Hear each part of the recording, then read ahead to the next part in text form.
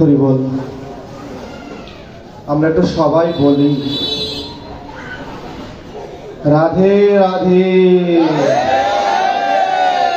আরো জোরে করে একটু বলি না, গলা ছেড়ে বলি না, কি বলতে পারি তো?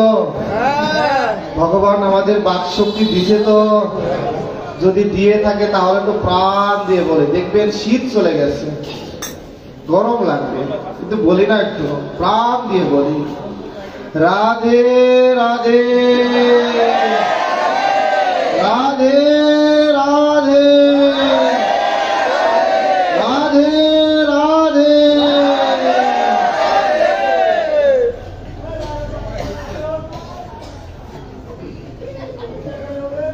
ও হরিয়ম তস্য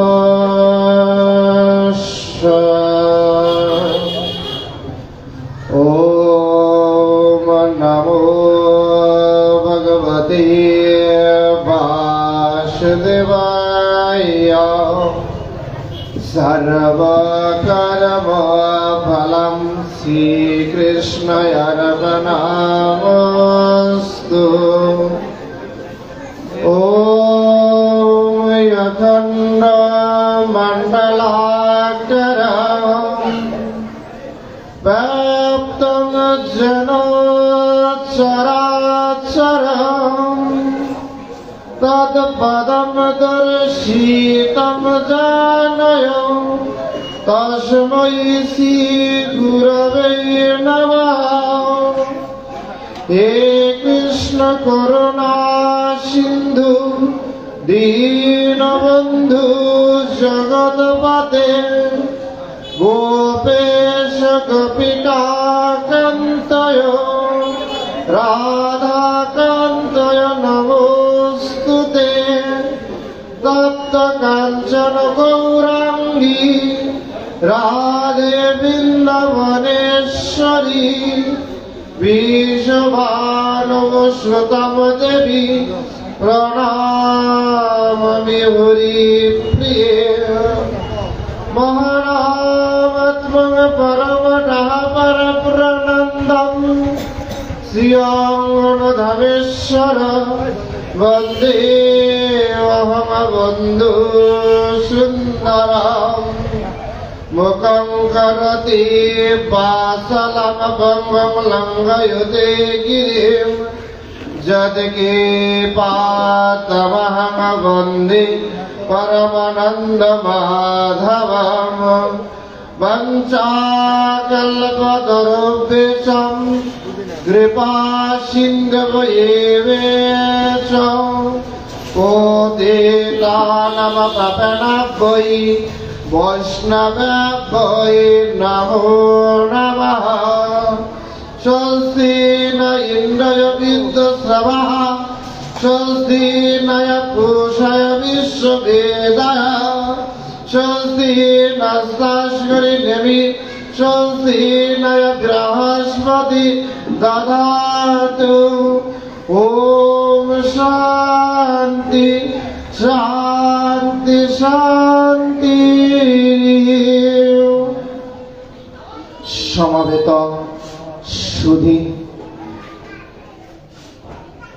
সকলের রাতুল চরণে অধমের দণ্ডবত প্রণাম নিবেদন করছি।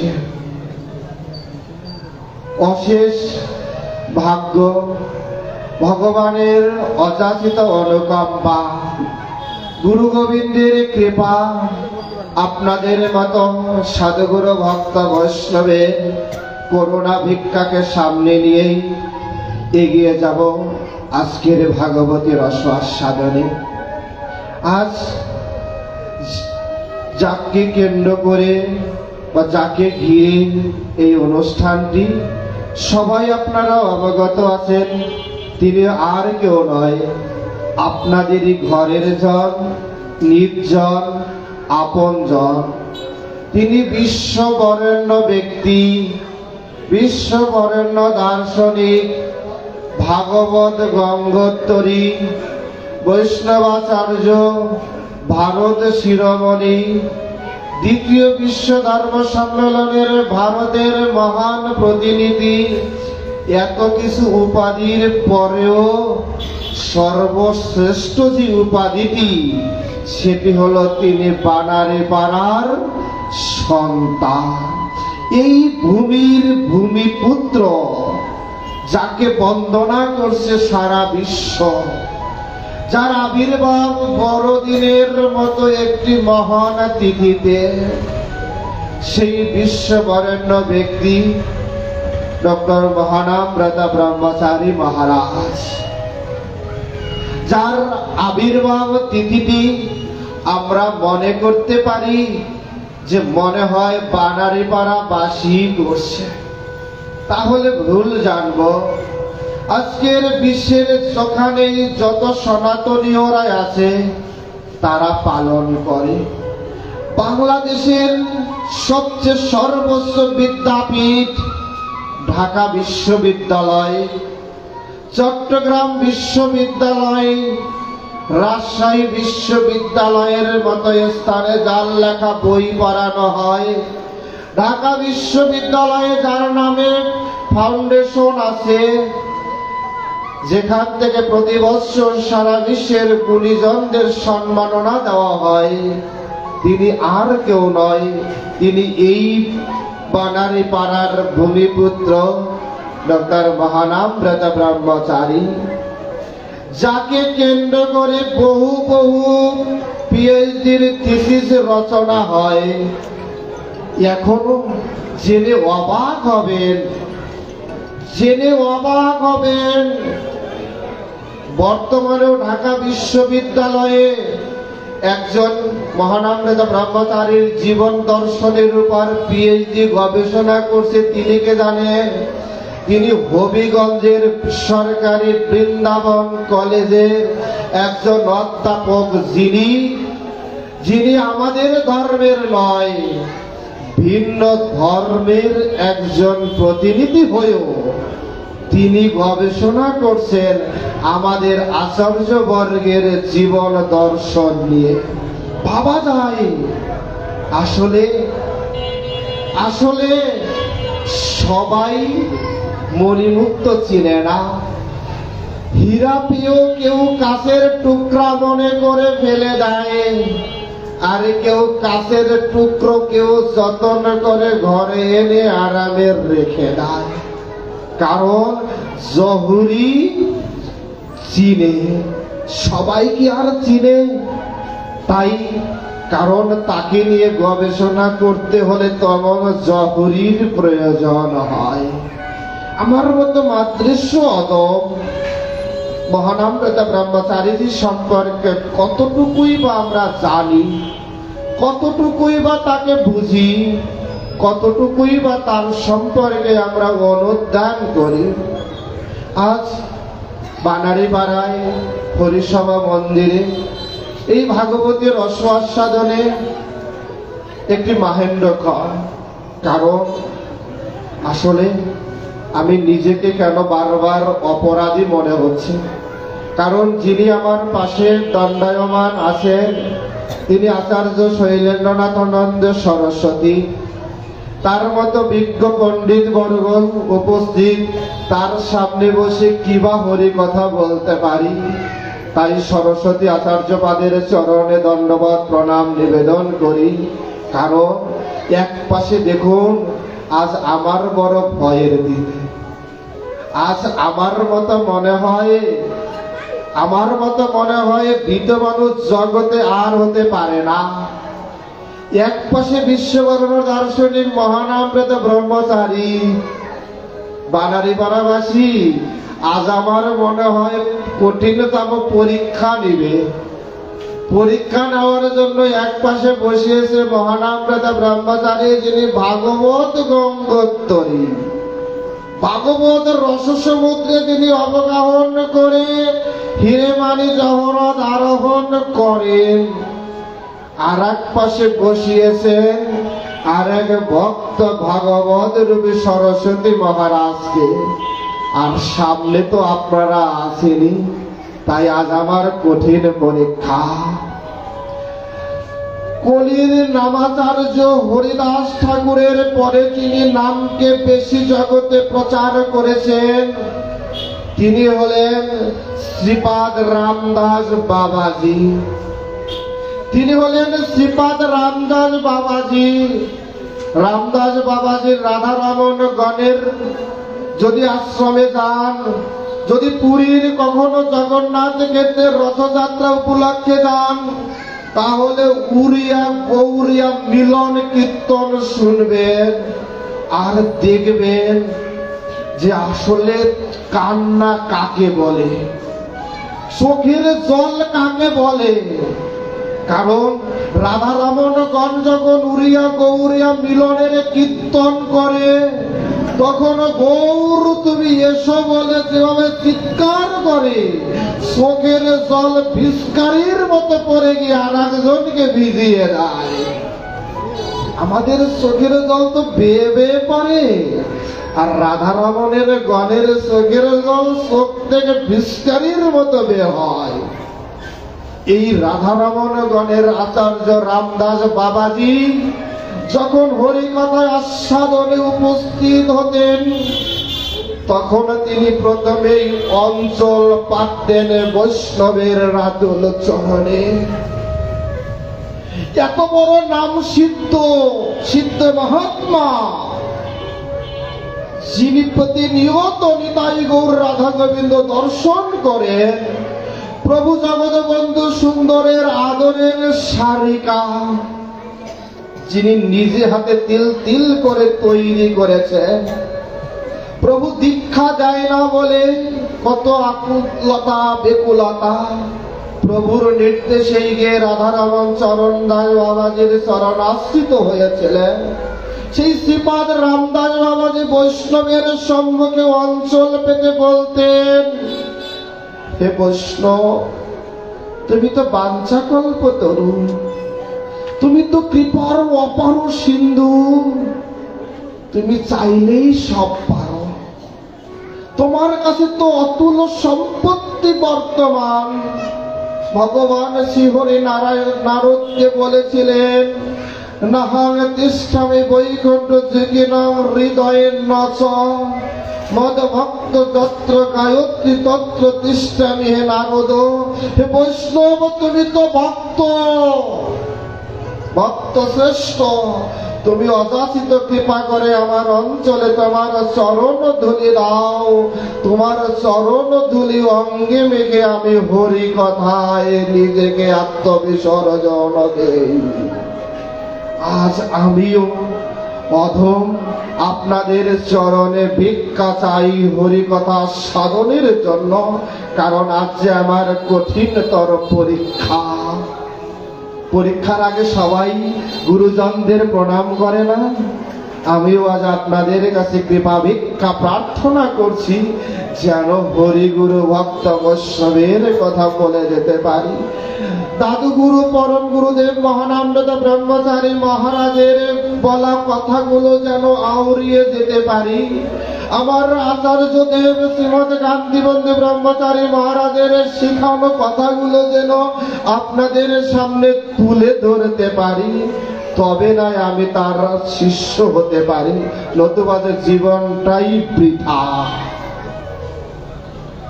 কি আর বলবো হরি কথা, কারণ আপনারা প্রতিনিয়ত হরি কথার রসসমুদ্রে অবগাহন করে। হরি কথাময় জীবন যাত্রায় আপনাদের হরিগুরু ভক্ত বৈষ্ণবের সঙ্গে প্রতিনিয়ত স্নাত হন আপনারা। আপনাদের সঙ্গ করে জীবনকে ধন্য করে দিয়ে এসেছি আমরা। কিছু নাই দেওয়া, কিছু নাই দেওয়া, তবে যদি কৃপা করে দেন তবে নিতে পারি। আমি খাওয়াতে পারি না, কিন্তু খেতে পারি, তাই তো এসেছি। বৈষ্ণবগণ যদি কৃপা করে দিই, কারণ ভগবানের অপ্রাকৃত কথা, শ্রীধাম বৃন্দাবনের কথা, নবদ্বীপের কথা, ব্রজলীলার কথা, গৌরলীলার কথা, মহা উদ্ধারণ লীলার কথা, গুরুবর্গের গুরু লীলার কথা এ বলা বড় দুষ্কর। মনে চাইলেই বলা যায়, কিন্তু তা তো হতে পারে গল্পের মতো, উপাখ্যানের মতো, কিন্তু আসলে হৃদয় দ্বারা অনুভব করি কজন, অনুভব করতে পারি কজন। কারণ গুরু তো হাটে মাঠে ঘাটে পথে প্রান্তরে পাওয়া যায়, কিন্তু ভগবানের কাছে নিয়ে যাওয়ার মতো গুরু বড় লাখে একজন পাওয়া যায়। ভগবানের চরণ দর্শন করিয়ে তার সান্নিধ্যে নিয়ে যাওয়ার মতো গুরু পাওয়া বড় দুর্লভ। দেখবেন ঠাকুর অনুকূল চন্দ্রের একটি সুন্দর কথা বলছে, সিদ্ধ নয় মন্ত্র দেয়, নিজেও মরে অপরকেও মারে। কারণ যিনি সাধনায় সিদ্ধ নয়, যিনি নিজে পথ চিনে না, তিনি অন্যকে পথ দেখাইবেন বা কিভাবে? গতদিন আলোচনা করেছিলাম পরম গুরুদেব মহানামৃত ব্রহ্মচারীজি কিভাবে বাসুদেব দর্শন করিয়েছিলেন। আজও পরম গুরুদেবের কথা বলতে বলতেই বৃন্দাবন লীলায় প্রবেশ করিব, যদি আপনারা কৃপা করেন।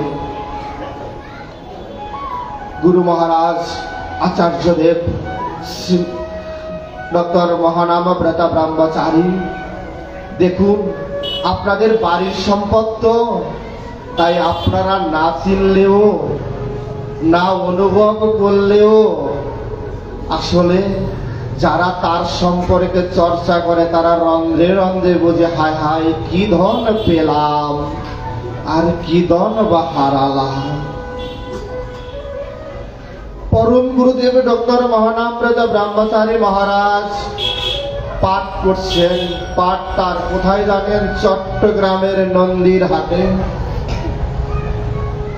পরম গুরুদেবের মহানামব্রত ব্রহ্মচারীজির পাঠ বুঝেন, তিনি বিদেশ থেকে এসেছেন, বিশ্ববরণ দার্শনিক, ওয়ার্ল্ড ফেলোশিপ অফ ফেথের ইন্টারন্যাশনাল সেক্রেটারি। সারা বিশ্ব তার জয় জয়কার, জয় জয়কার তার। তিনি এসেছেন। পরম গুরুদেব মহানামব্রত ব্রহ্মচারীজির পাঠ হবে পেপারে, টিভিতে দেখানো হচ্ছে। নন্দীর হাটে পাঠ, কত লোক, হাজার হাজার লোক। যে সময় দেওয়া হয়েছে তার বহু পূর্বেই সেই মন্দির বলেন রাস্তাঘাট সব ফুল বিল হয়ে গেছে, কোথাও তিল পরিমাণ জায়গা নাই। ভক্তরা যখন আসলেন দেখলেন বেশাসন আজ একটি নয় দুটি। ভক্তদের মনে বড় প্রশ্ন, পাঠ তো একজন করবে, তাহলে দুটি কেন? শিখ গৌর চন্ডিকা কীর্তনের পরে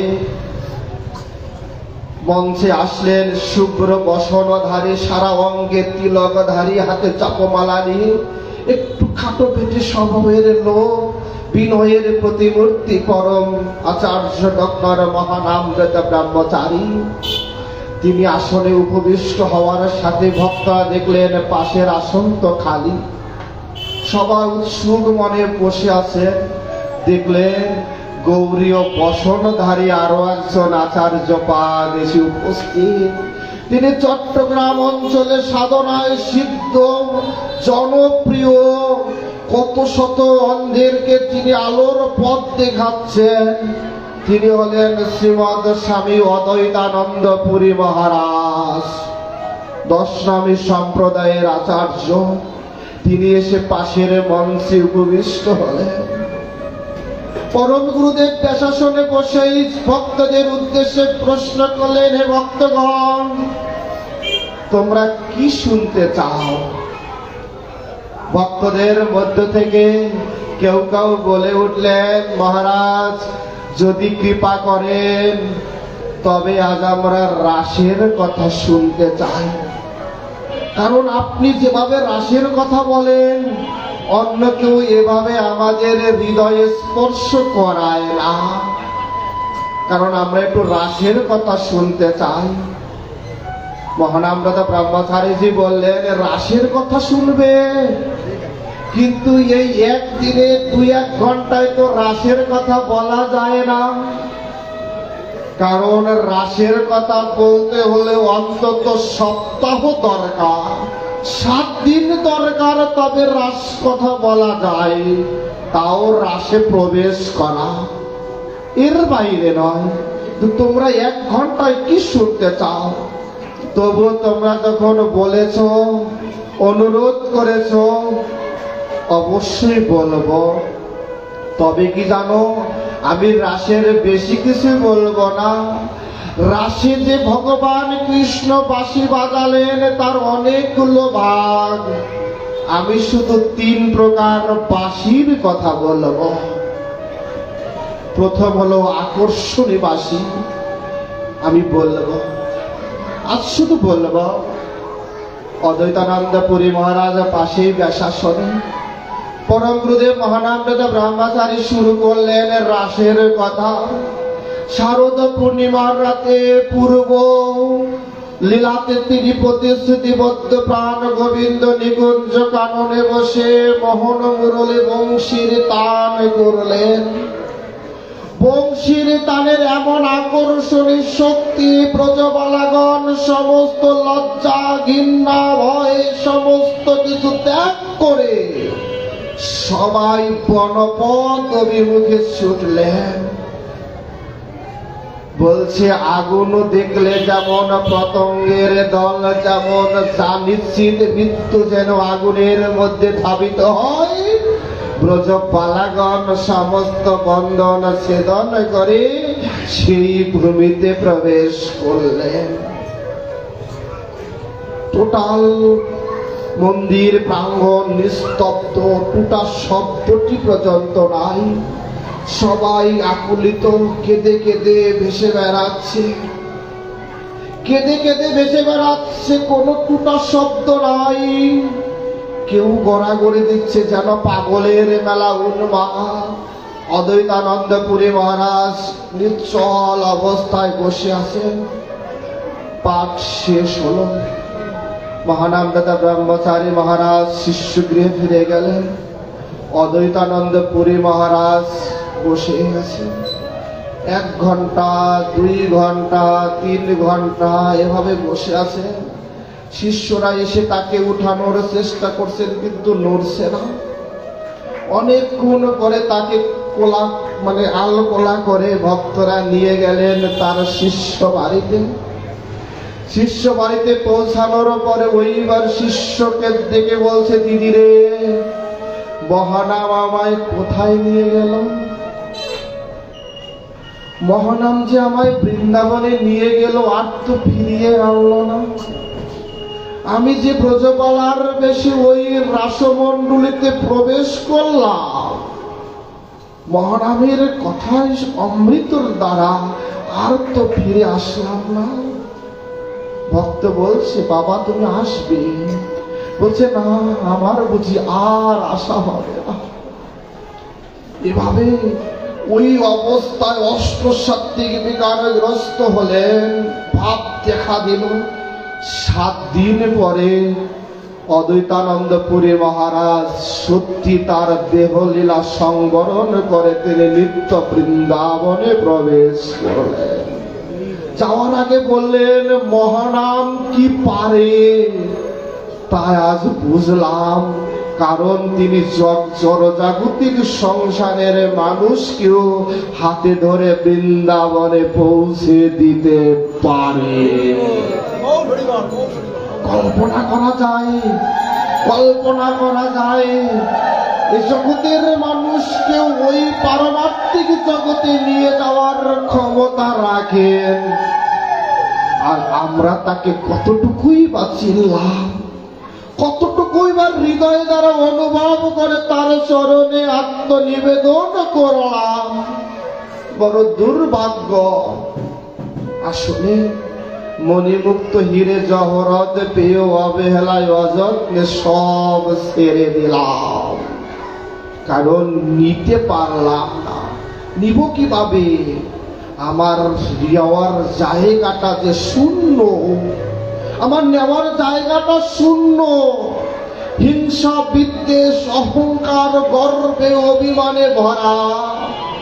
কারণ হৃদয়টা যে আমার সমস্ত কিছু আবর্জনায় ভরা, সেখানে আমি ভগবান আচার্য চিনবই বা কিভাবে?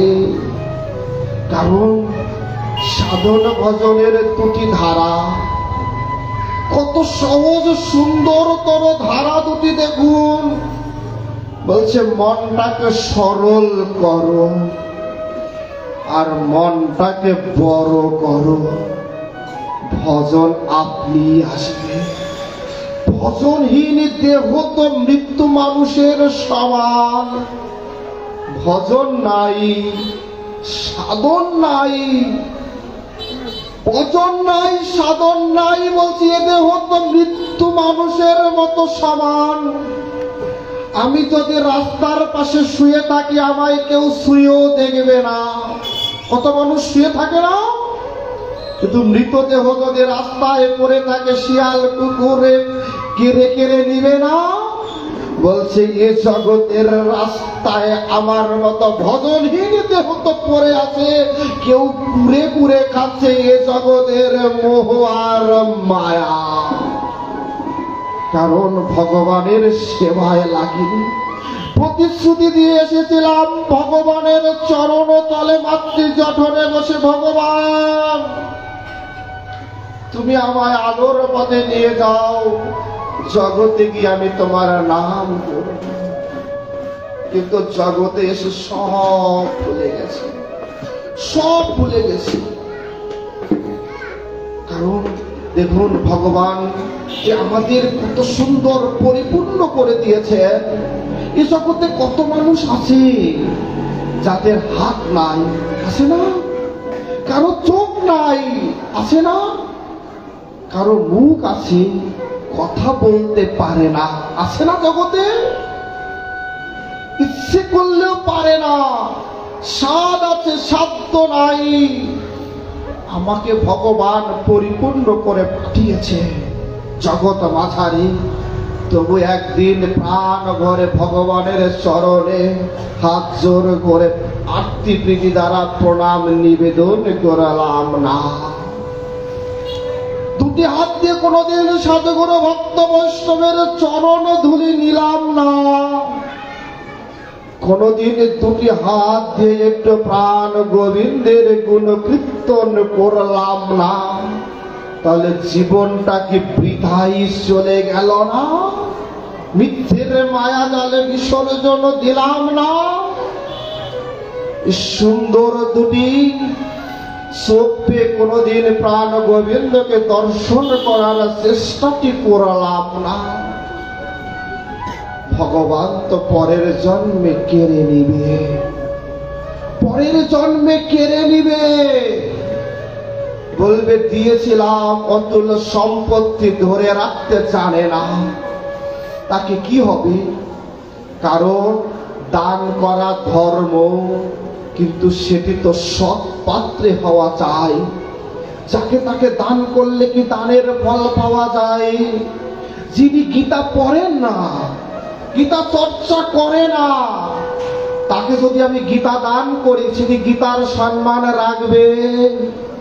ভগবান বলছে আমি তো দুটি হাত দিয়েছিলাম গোবিন্দর সেবা দেওয়ার জন্য, কিন্তু দেয়নি। তার মানে হাত পাওয়ার যোগ্য না। দুটি চোখ দিয়েছিলাম ভগবানের দর্শন করার জন্য, কিন্তু করেনি, তার মানে চোখ পাওয়ার যোগ্য না। দুটি পা দিয়েছিলাম সাধুর ভক্ত বৈষ্ণব সেবায় যাওয়ার জন্য, ধামে মন্দিরে প্রবেশ করার জন্য, কিন্তু কোনদিন যায়নি। তার মানে দুখানি চরণ পাওয়ার যোগ্য নয়। পরবর্তীতে ভগবান কেড়ে নিবে। সেদিন চাইলেও আর পারা যাবে না। কারণ মনে করি আজ করব না, একটু বয়স হোক তবে ধর্ম করব, বলি না? যখন বয়সের ভারে ন্যায্য হয়, তখন রোগ শোক সরা বেদি ভর করে, তখন বিছানায় বসে ছটফট করে, কত প্রিয়জনের কথা মনে করে, তখন পরিবারের সবাইকে কাছে ডাকে, তখন ওই পরিবার যাদের জন্য জীবন জৈবন সব বিসর্জন দিয়েছি আমরা, তারাই কিনা বলে এখন মরে না কেন, মরলেই বাঁচি, বলে না? তখন বলে হা ভগবান, তুমি ছাড়া আমার আর কেউ নাই। সেদিন চাই প্রাণ নিগ্রাণ ভাবে ওই গোবিন্দকে ডাকতে, কিন্তু তখন আর ডাকার শক্তি থাকে না। তখন আমি ঝরে যাওয়া পাতার মতো, আর আমার জীবনে জৈবন আসবেও না, আর গোবিন্দ সেবা হবেও না। এই জন্য সময় থাকতে ভগবানের চরণে না আসলে আর জীবনে হয় না, আর হয় না। এই জন্য তো সময়কে খুব গুরুত্ব দেওয়া দরকার। কারণ দেখুন, পরম গুরুদেব মহানামৃত ব্রহ্মচারীজি বলছে, সিঁড়ি একটি বলছে, ভগবত ভক্ত উঠে বিষয় আসক্ত নামে, প্রেম উঠায় আর কাম নামায়। এই সিঁড়িটি হলো আমার মানব দেহ। এই দেহ তরিক সামনে নিয়ে যারা ভগবানের ভক্ত, এই দেহ প্রাপ্ত হয়ে ভগবত ধামে প্রবেশ করে। আর কেউ এই দেহটা পেয়ে কামনা বাসনায় জীবনটাকে শেষ করে দেয়।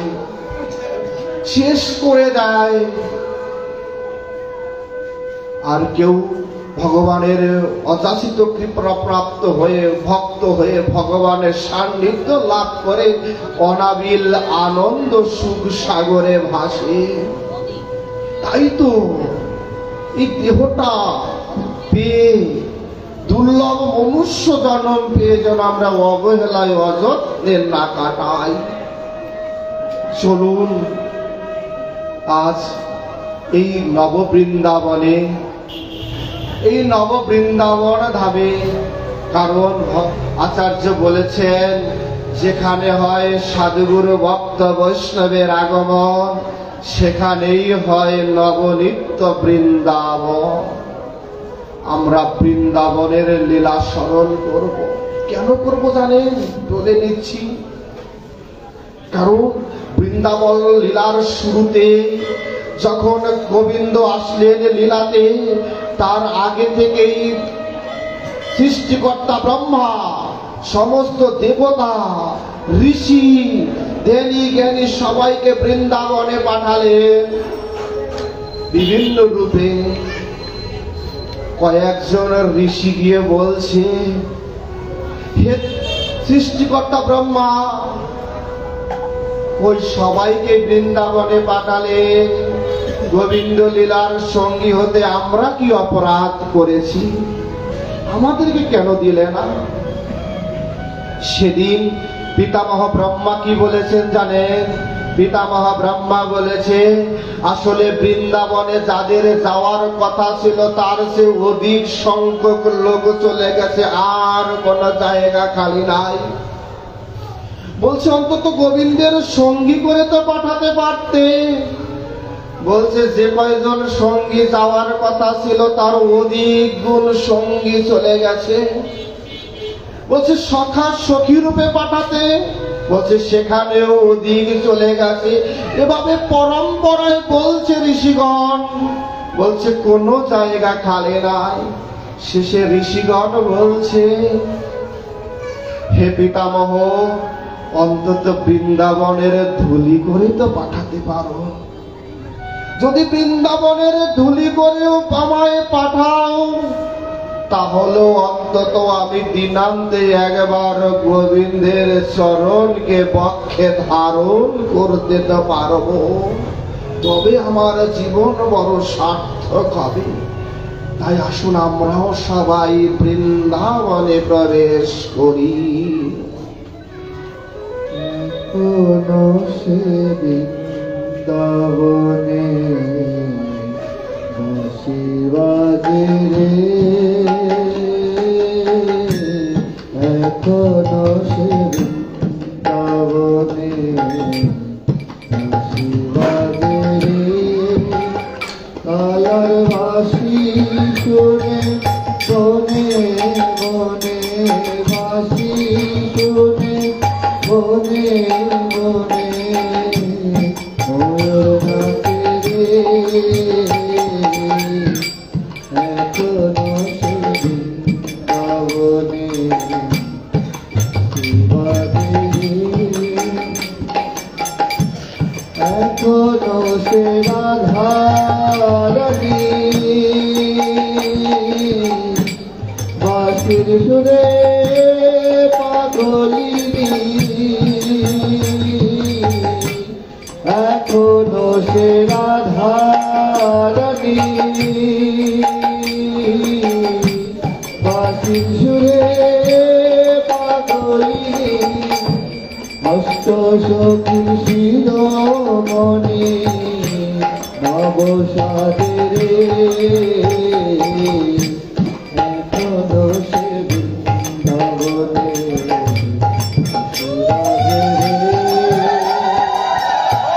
শ্রীরাম বৃন্দাবন। শ্রীমদ ভাগবতে শ্রীরাম বৃন্দাবন সম্পর্কে ভগবান শ্রীকৃষ্ণ স্বয়ং বলছেন, বৃন্দাবন না পরিত্যাজ্যম পদমেব ন গচ্ছামি।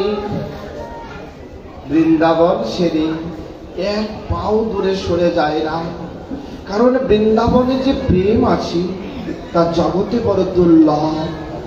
যে ভালোবাসায় আছে তাই এ জগতে সম্ভব নয়। তাই আমি বৃন্দাবনেই সর্বদা অবস্থান করি। আমরাও গুরু গোবিন্দকে স্মরণ করে বৃন্দাবনের অপ্রাকৃত লীলা সাধন করব। শ্রীরাম বৃন্দাবন।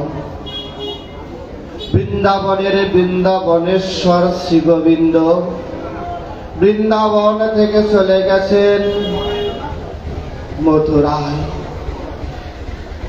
কৃষ্ণের সমগ্র লীলা 125 বছর,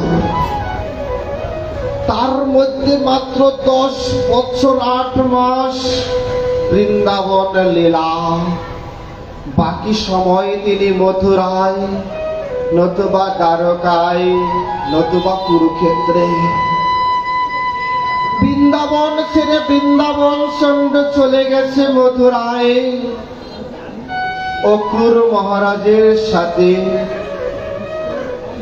বৃন্দাবন শূন্য, কারণ দেহ থেকে যদি প্রাণ চলে যায় ওই দেহের কি আর কোনো অস্তিত্ব থাকে? বৃন্দাবনের প্রাণ হলো গোবিন্দ চন্দ্র।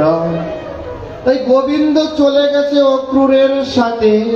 বৃন্দাবনের যেদিকে তাকানো যায় সব দিকেই শুধু খাখা মরুভূমি। মানুষ আছে, প্রাণ নাই।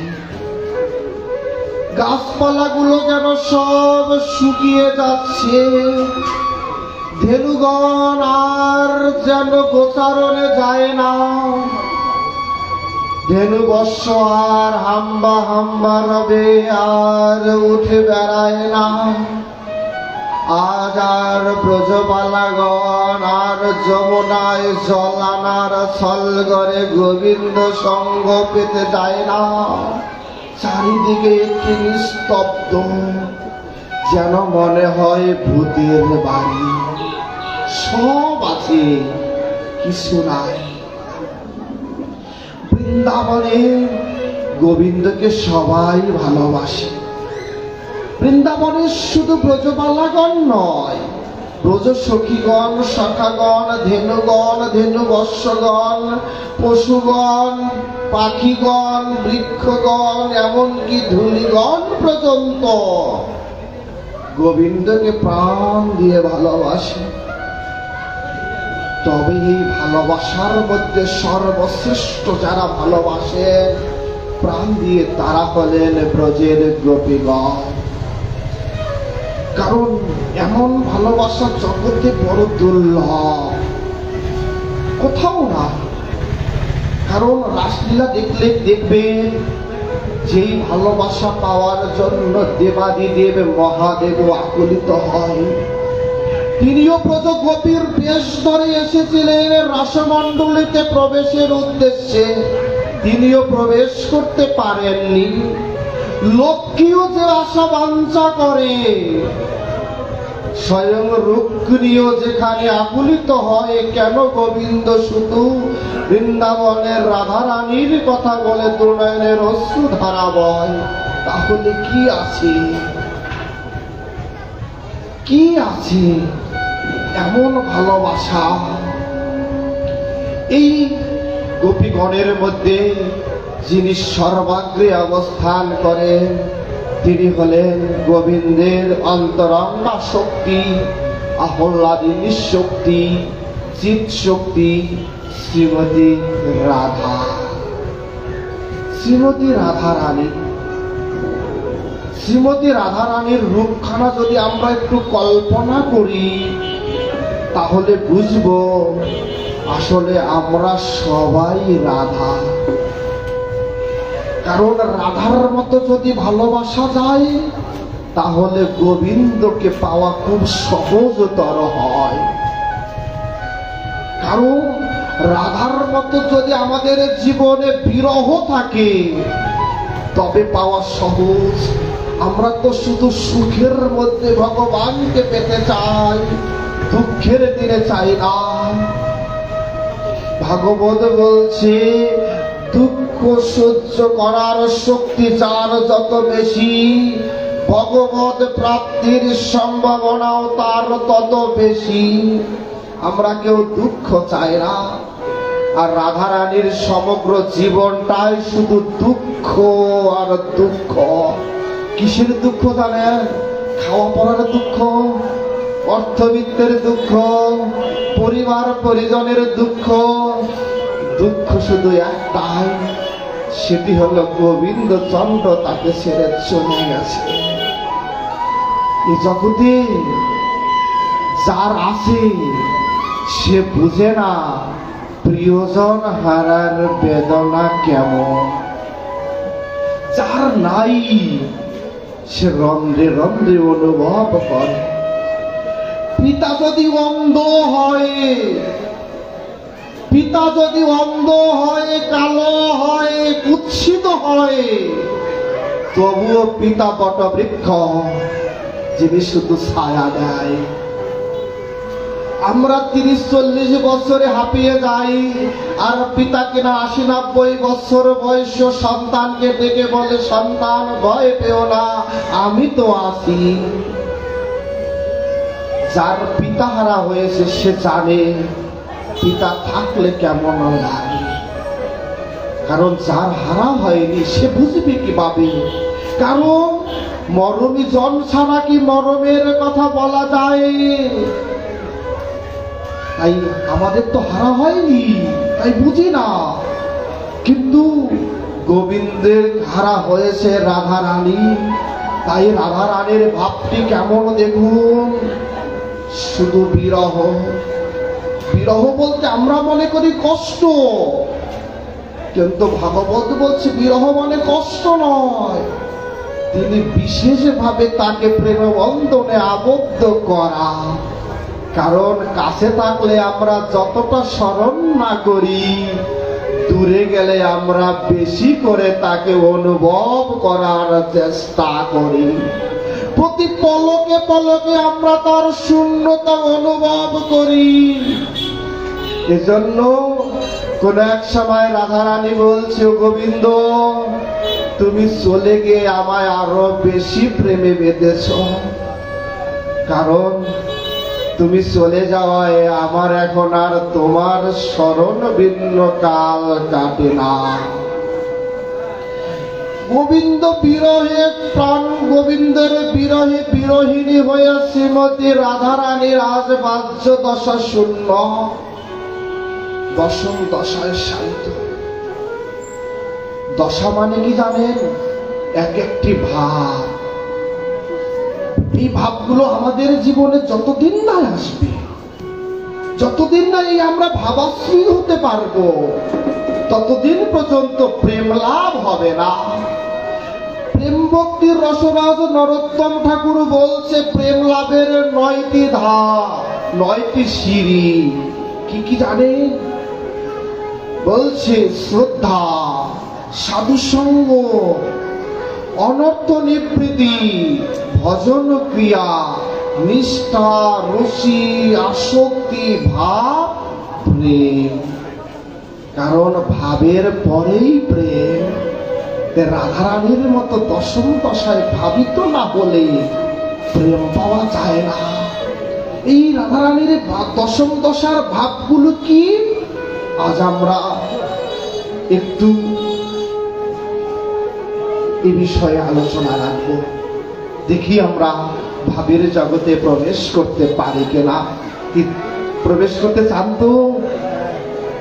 তাহলে বলবো কান দিয়ে শুনবেন না, কান দিয়ে শুনবেন না, অনুরোধ করব কান দিয়ে শুনবেন না, ধ্যান দিয়ে শুনুন, হৃদয় দিয়ে শুনুন। দেখবেন হৃদয় আত্মা রাধারানীকে অনুভব করতে করতে আপনাকে এই ভাবের দশায় দশাশ্রয়ী করে দিবে। শ্রীমতী রাধারানীর ভাব, প্রথম ভাবটি কি জানেন?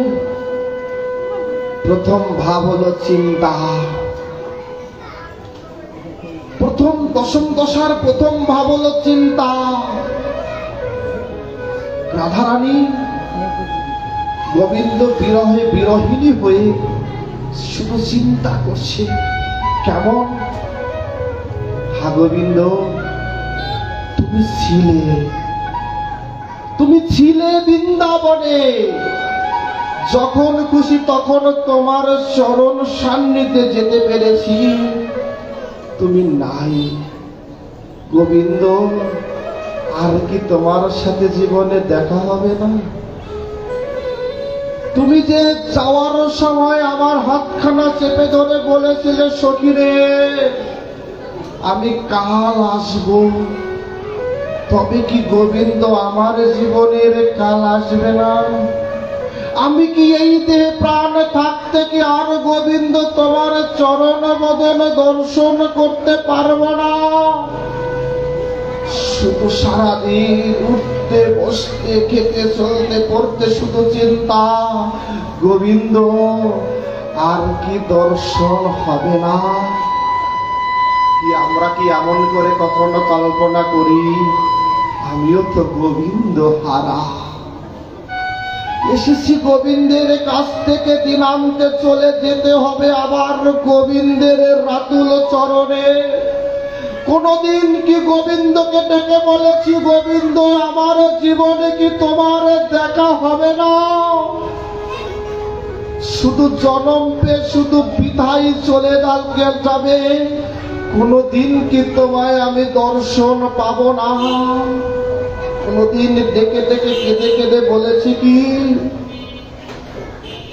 কারণ কলির পাবনাবতার মহাপ্রভু এসে জগৎকে বলছে, জগৎ রে, হে জগৎবাসী, ডাকো তাকে, ডাকলেই তাকে পাবে। সে তোমার ডাক শোনার জন্যই কান পেতে আসে। তুমি কত উচ্চ স্বরে তাকে ডাকতে পারো, তার চেয়েও সে যে উচ্চ স্বরে প্রতিদিন প্রতি মুহূর্ত তোমায় ডাকছে। শুধু কান পেতে থাকো, গোবিন্দ তোমায় ডাকছে। বলছে ডাকতে ডাকতে একটু কেঁদে কেঁদে ডাকো না, একটু কেঁদে কেঁদে ডাকো না। জগৎ বলছে আমি তো কাঁদতে তো জানি না। মহাপ্রভু বলছে তাহলে আসো ভাই, কেঁদে কেঁদে কীর্তন করে হরিনাম করে আমরা জগৎ ভাষায়। উচ্চ স্বরে কাঁধে প্রভু জীবের লাগিয়া, চেতন করানো জীবে কৃষ্ণ নাম দিয়া এই কাদায় কাঁদলেন। মহা উদ্ধারণ লীলায় বন্ধু সুন্দর বললেন, হায় হায় যায় যায় প্রলয় পায় তায় ধায় ধায় বন্ধু নাই দার, হরি হরি হরি গায় মহারাম মহারাম। জগৎ ভরে কেঁদে কেঁদে বলল, হরিনাম করার কথা বললেন। ভাবলাম কি পাষাণ হৃদয় আমার, পাষাণ হৃদয় আমার ভগবান আমার দ্বারে এসে কেঁদে কেঁদে ভিক্ষা করছে, আমার পাষাণ হৃদয় তো গলল না। গোবিন্দচন্দ্র হাত পেতে বললেন, জীব তুমি দাও, আমি শুধু আপেল কমলা দিয়ে ভরে রাখলাম, নিজেকে তো দিলাম না। গোবিন্দ বলছেন, মনময়া ভব মদ ভক্ত মজ্জামি মাং নম, শুধু দিলাম না। তামেশ্বর মহাপ্রভু এসে দুটি হাত জীবের দ্বারা ভিক্ষুকের মতো পাতল, বলছে, জীব নাম দাও, প্রেম দাও, দিলাম না। আমার ভগবানের এমন চেহারা খানা দেখেও আমার পাষাণ হৃদয় তো গলল না। এত পাষাণ। ভক্ত বলছে মহাপ্রভুকে, মহাপ্রভু আমি কেন কাঁদি না? বলছে, কেন কাঁদো না জানো? বলছে, অপরাধ আছে প্রচুর, অপরাধে অপরাধে ছেয়ে গেছো, কাঁদবে কিভাবে? শুকিয়ে গেছে চোখের জল, জগতের জন্য কাঁদতে কাঁদতে আর চোখের জল তোমার অবশেষ নাই।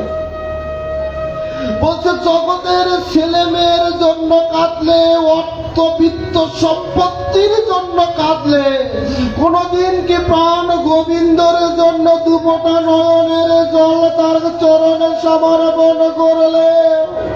গোবিন্দ তুমি আমার হও, আমি তোমার হতে চাই বলে কোনদিন কেঁদেছ কি? শ্রীমতী রাধারানী শুধু সারাদিন চিন্তা, গোবিন্দ আর কি দর্শন হবে না? মহাজন ডেকে বলছি, জগৎবাসী আসো না সবাই আমরা প্রতিনিয়ত গোবিন্দ হারা হয়ে রাধা রানীর মতো চিন্তা করি, চিন্তা করি, গোবিন্দ দর্শন কি হবে না? শ্রীমতী রাধা রানী পরবর্তী দশা জাগরণ। শ্রীমতী রাধা রানী সখীগণকে ডেকে বলছে, সখী রে, জানিস বড় কষ্ট হয়, এতদিন কষ্টের কথা বলিনি, আজ বলি। কারণ কি, কখন যে দেহ থেকে প্রাণ চলে যাবে জানি না তো। আর যদি না বলতে পারি, আর যদি না সময় না পাই, কারণ তোরা আস্তে আস্তে যদি আমার দেহ থেকে প্রাণ চলে যায়, জানিস বড় দুঃখ। গোবিন্দ চলে গেছে আমায় ছেড়ে, তার চেয়েও বড় কষ্ট কি জানিস? কারণ যেদিন থেকে গোবিন্দ চলে গেছে বৃন্দাবন ছেড়ে মথুরায়, সেদিন থেকে আমি আর একটু সময় ঘুমাতে পারি না। আমার দু চোখের পাতায় আর এক হয় না, সারাদিন শুধু ভাবি, হে গোবিন্দ, ভগবানের কাছে প্রার্থনা করি, হে ভগবান তুমি আমার দু চোখের পাতায় এক করে দিও না। যদি আমি দু চোখ বুঝে ঘুমিয়ে যাই, আর তখন যদি আমার প্রাণ গোবিন্দ বৃন্দাবনে আসে, আমি তো আর তাকে নয়ন দিয়ে তাকে দর্শন করতে পারবো না। যদি আমি ঘুমিয়ে যাই, ওই ঘুম যদি ভবঘুম হয়ে যায়, আর তো এ জীবনে গোবিন্দ দর্শন আমার ভাগ্যে হবে না। বলছে, সখী রে, তাই আমি আর ঘুমাতে পারি না, সদা জেগে থাকি, বড় কষ্ট হয় রে সখী। কারণ যারা অন্তত একটু ঘুমিয়ে থাকতে পারে, স্বপ্ন যোগে হলেও গোবিন্দের দর্শন পায়, আমি তো সাক্ষাৎ সেবাও করতে পারি না, আর স্বপ্ন যোগেও তার দর্শন পায় না। বড় আক্ষেপ হয়, বড় কষ্ট হয়। অন্তত স্বপ্নেও যদি তাকে একবার দর্শন করতাম, তাহলেও এই মরা গাঙে প্রাণ বইত। কিন্তু আমার চারিদিকেই শুধু অন্ধকার, চারিদিকেই শুধু অন্ধকার। কারণ আমার আর ঘুম নাই, আমার আর ঘুম নাই, শুধু জেগে থাকি। কারণ যদি কখনো ঘুম আসেও আমি জেগে থাকি, কারণ যেন আমার দু চোখের পাতায় এক না হয়। কারণ চোখ যে তার চরণ দর্শন করে যে আনন্দ পায়, আর কিছু দর্শন করে আনন্দ খুঁজে চায় না। আহা, মহাজন বলছি, আমি অধম, কবে এমন করে ভাববো, কবে এমন করে ভাববো। শুধু দেহটাকে বিশ্রামের জন্য কত চেষ্টা করি, কত চেষ্টা করি। একটু সময় হরিনাম করতে গেলেই বারবার ঘড়ি দেখি, কত কম সময় করা যায়, কত তাড়াতাড়ি বিছানায় শুয়ে পড়ব, কত সুখের চেষ্টা করি। মহাজন বলছে, ও ভগবান, কবে আমার রাধারানীর মতো দশা হবে, আমি শুধু জেগে থাকবো, প্রাণ বল্লভ আমার জীবনে আসবে, আমি প্রাণ ভরে তাকে দর্শন করব।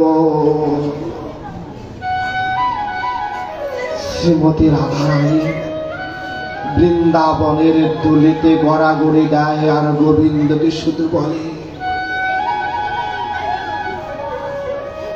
শ্রীমতী রাধারানীর দশা, তৃতীয় দশা, উদ্বেগ। ছটপট করে, শুধু সারাটা দিন ছটপট করে। আমরা যেমন খাওয়ার জন্য ছটপট করি, সকালবেলা হলেই মনে হয় দুপুরে কি খাবো, রাতে কি খাবো, ভালো পোশাক পরার জন্য ছটপট করি, ঘুরতে যাওয়ার জন্য ছটপট করি।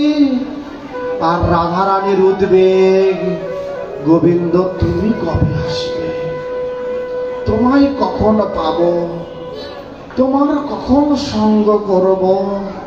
শুধু ছটপট করে, একবার ঘরে একবার বাইরে, শুধু উদ্বেগ।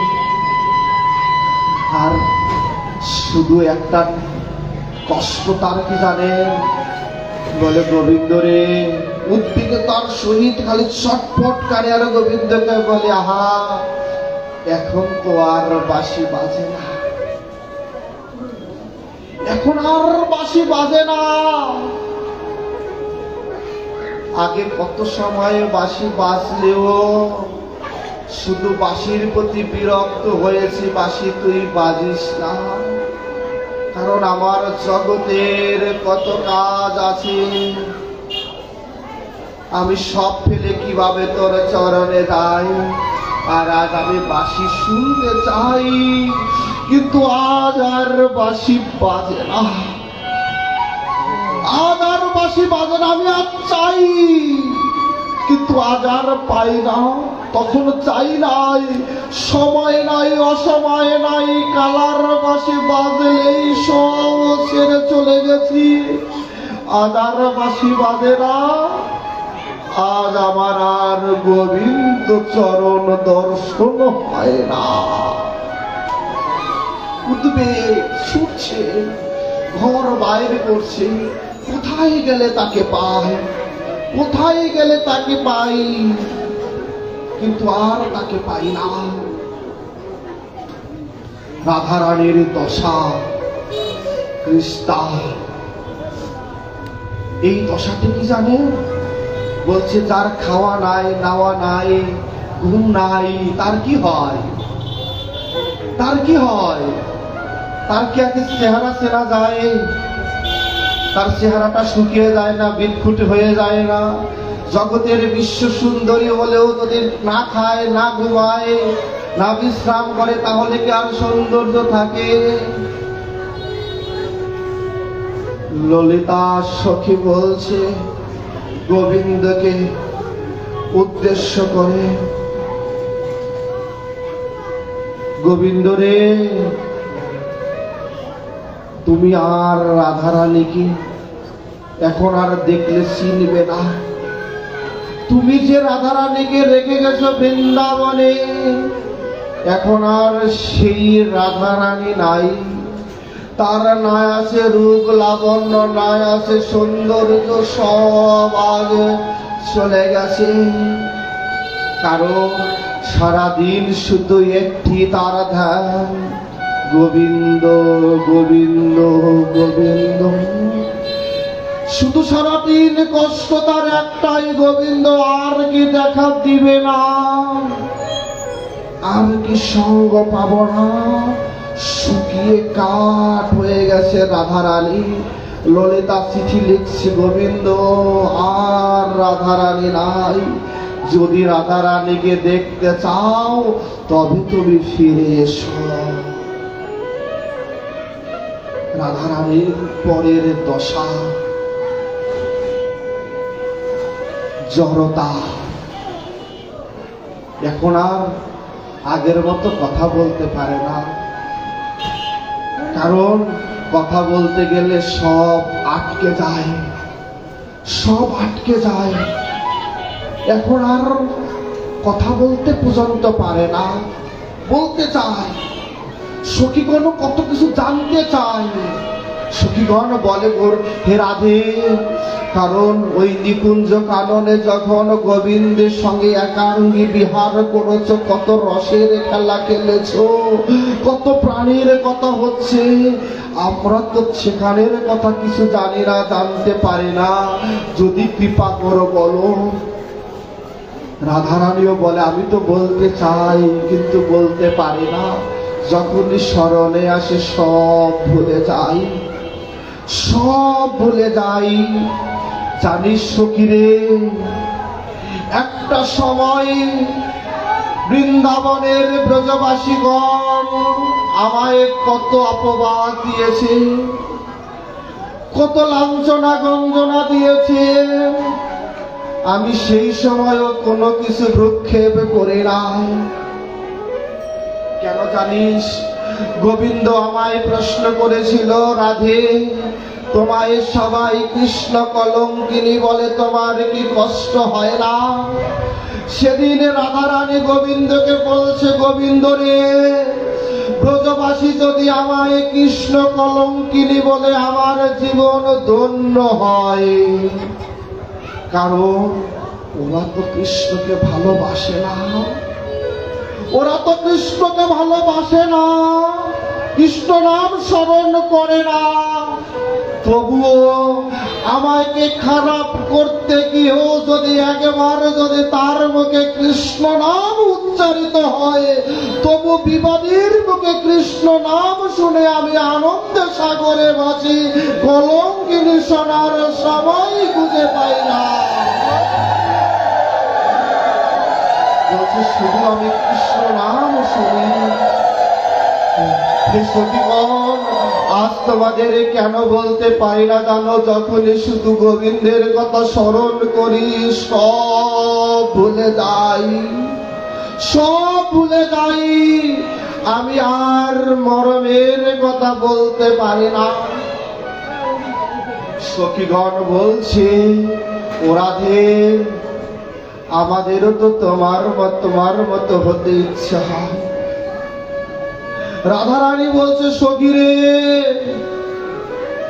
আমি তো মরবই, চলেই যাব, তবে তোদের কাছে প্রাণের কথা বলে যায়। আর যদি বলতে না পারি, আর যদি সুযোগ না হয়, তবে শোন, যখন নিকুঞ্জ কাননে একান্তে বিহারে রত থাকি, মাঝে মধ্যে কি দেখা যায় জানিস গোবিন্দ চন্দ্র, কারণে অকারণে, কারণে বা অকারণে আমার, কারণে বা অকারণে আমার চরণখানা জড়িয়ে ধরে, কারণে বা অকারণে আমার চরণখানা জড়িয়ে ধরে, জড়িয়ে ধরে শুধু কাঁদে, শুধু কাঁদে, কেঁদে কেঁদে শুধু আকুলিত বেকুলিত হয়, আকুলিত বেকুলিত হয় কেঁদে কেঁদে। কোন একদিন গোবিন্দকে জিজ্ঞেস করেছিলাম, গোবিন্দ চরণ ধরো কেন, চরণ ধরো কেন? সেদিন গোবিন্দ কি বলেছে জানিস? সেদিন গোবিন্দ বলছে, রাধে চরণ ধরি কেন জানো? কারণ অনন্ত বিশ্ব ব্রহ্মাণ্ড তো আমায় চাই, সব পাপ রাশি তো আমায় দেয়, আমি দিব কোথায়? তুমি তো আমার প্রেমের গুরু, তাই দিন শেষে এসে সব তোমার চরণ ধরে দিয়ে নেই। কারণ তুমি জগৎ উদ্ধার করতে পারো, যাই আমিও পারি না। সখীগণকে ডেকে ডেকে মরমের কথা বলছি, বৃন্দা সখী ডেকে বলছে, বৃন্দা সখী ডেকে বলছে, সখী রে হে রাধে, তবে আমি মথুরায় যাই, তবে আমি মথুরায় যাই। কারণ হে রাধে তুমি যদি না থাকো তবে জগতে আমাদের থাকার কোনো অধিকার নাই। আমি বৃন্দাবন ছেড়ে মথুরায় যাই, অন্তত পুজিয়ে টুজিয়ে অন্তত গোবিন্দকে নিয়ে আসি। বৃন্দা সখী চললেন মথুরায় গোবিন্দকে নিয়ে আসবে বলে। একেবারে যদি চলো, যদি সর দিনে দুয়ের মতো, একেবারে যদি চলো, যদি সর দিনে দুয়ের মতো, তোমার মন মানে তো থাকবে সে, তাই নইলে আসবে দ্রুত। তোমার মন মানে না থাকবে সে, তাই নইলে আসবে দ্রুত। একবার যদি চলো, যদি সর দিনে দুয়ের মতো, যদি বল বোঝে যেতে যমুনা যমনে হইবে, যদি বল বোঝে যেতে যমুনা যমনে হইবে, তবে যোগী মন ভোলাতে বার হইয়ে যাবে। একবার বোঝে চলো, বোঝে চলো দিনে দুয়ের মতো।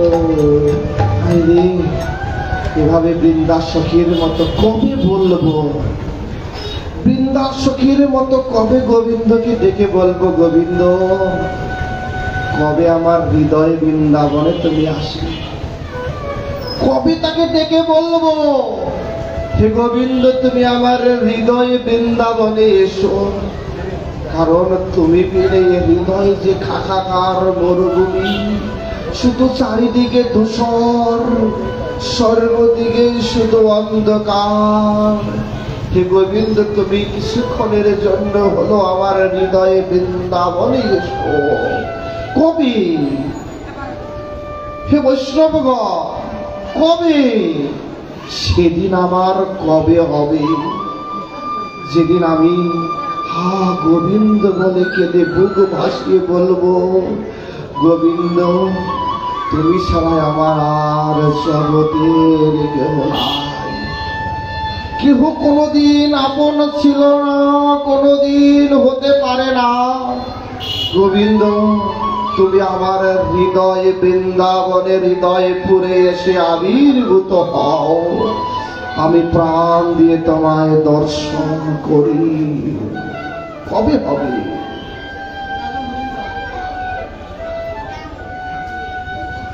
শ্রীমতী রাধারানী দশা জড়তার পরে দেখা যাচ্ছে তার মধ্যে দশা হলো প্রলাপ।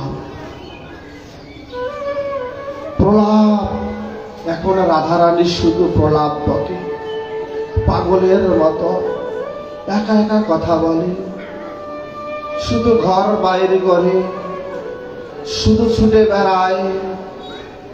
কারণ পাগলিনী রাধা, উন্মাদিনী রাধা, তার প্রাণ বধূয়া তাকে ছেড়ে চলে গেছে। প্রথমেই বলেছিলাম আসলে যার গেছে সে বুঝে, যার যায়নি সে তো বুঝে না। রাধারানী প্রলাপ বকে, একা একা কথা বলে, জটিলা কুটিলাদি সকল সখীগণকে ডেকে বলে, ওরে রাধারানীর সখীগণ, তোমাদের রাধারানী মনে হয় পাগল হয়ে গেল, পাগল হয়ে গেল। দেখো সে শুধু একা একা কথা বলে। সখীগণ বলছে, ওরে তোমরা বুঝবে না, সে একা বলে না, যাকে বলার তাকে বলে। সে একা বলে না, যাকে বলার তাকে বলে। কারণ তার সাথে তো সবার কথা হয় না। তার সাথে কি সবার কথা হয়? সবাই কি কথা বলতে পারে? যে তাকে প্রাণ দিয়ে ভালোবাসে শুধু তার কথাই শুধু সে শুনে। আমি তো প্রাণ দিয়ে তাকে ভালোবাসিনি যে আমার কথা সে শুনবে। আমি তো প্রাণ দিয়ে কোনোদিন তাকে ডাকিনি যে সে আমার ডাক শুনবে। আমি তো শুধু গতানুগতিকে ডেকেছি, কিন্তু প্রাণ নিগ্রানো ডাক আমি কবে তাকে ডাকবো? রাধারানী আজ প্রলাপ বকছে। কেমন প্রলাপ জানেন? এ জগতের প্রলাপ না, এ জগতের প্রলাপ না। রাধারানীর প্রলাপ হলো আক্ষেপ, রাধারানীর প্রলাপ হলো আক্ষেপের প্রলাপ। রাধারানী প্রলাপ করছে শ্রীকৃষ্ণের প্রতি,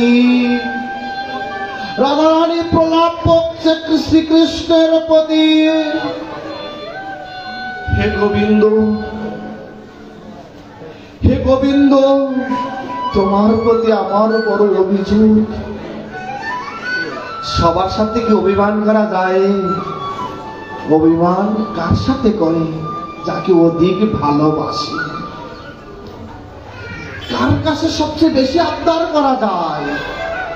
যাকে সাথে ভালোবাসার সম্পর্ক আছে। সবার কাছে কি আবদার করা যায়?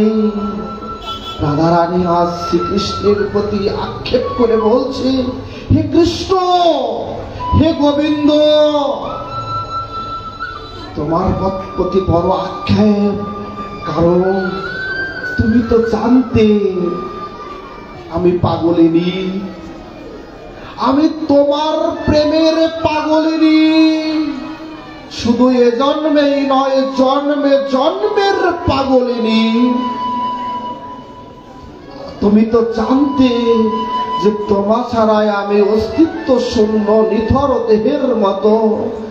তোমায় আমি ভালোবাসি, তুমি তো জানতে। তবে জেনেও কেন তুমি আমায় সে মথুরায় চলে গেলে? তুমি সব জেনে শুনে কেন আমায় ছেড়ে চলে গেলে?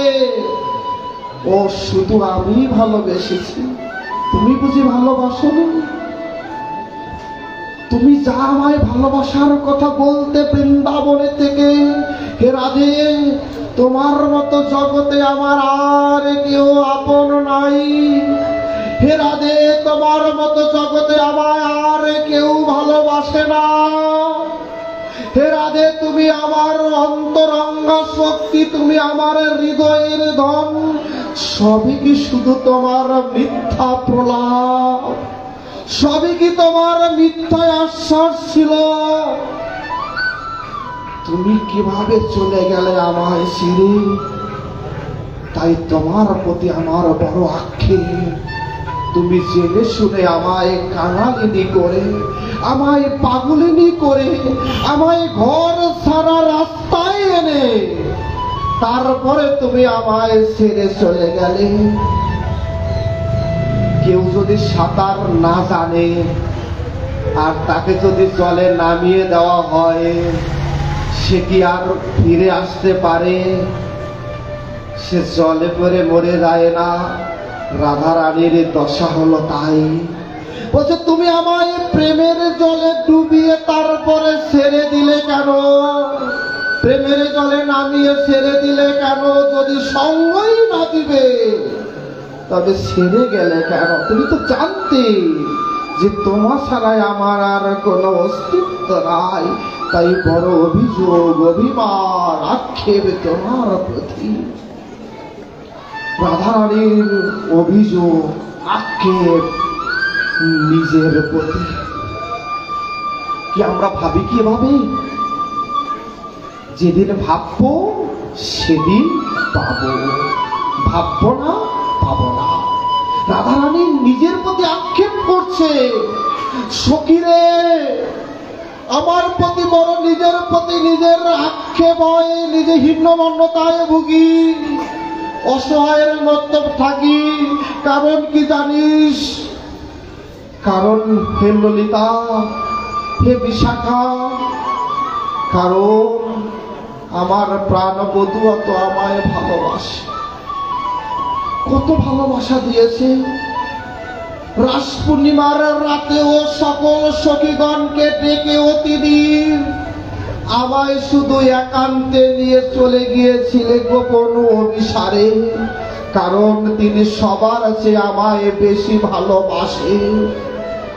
কিন্তু আমি ভালোবাসাটা ধরে রাখতে পারলাম না। আমি মনে হয় প্রাণ দিয়ে প্রাণ বধুয়াকে ভালোবাসতে পারলাম না। আমার ভালোবাসায়, আমার আরতিতে, প্রীতিতে, ভক্তিতে মনে হয় ঘাটতি ছিল। তাই তো প্রাণ বধুয়া আমায় ছেড়ে মধুরায় চলে গেছে। সকল ব্যর্থতা জগতের আমার, কারণ আমি তাকে প্রাণ দিয়ে ভালোবাসতে পারিনি। কারণ যে আমার সে তো আমারই, যে আমার না সে কোনোদিন আমার হতে পারে না। কারণ আমি মনে হয় পাওয়ার যোগ্য নই, তাই প্রাণবধূরা চলে গেছে। যার যা অভাব, সে তো যেখানে গেলে অভাব পূর্ণ হবে সেখানে ফিরে যাবেই। বলছে, আমার কাছে প্রাণবধূয়া তো আর কিছু চাইনি, শুধু চেয়েছিল প্রেম। আমি মনে হয় তাকে প্রেম দিয়ে বাঁচতে ভালো করে পারিনি, তাই তিনি প্রেমের জন্য আমায় ছেড়ে মধুরায় চলে গেছে। রাধারানীর আক্ষেপ কার প্রতি জানেন? ওই মুরলীর প্রতি, ওই বাঁশিটির প্রতি। কেমন আক্ষেপ? বলছে, বাঁশি রে, তোর প্রতি বড় অভিযোগ আমার।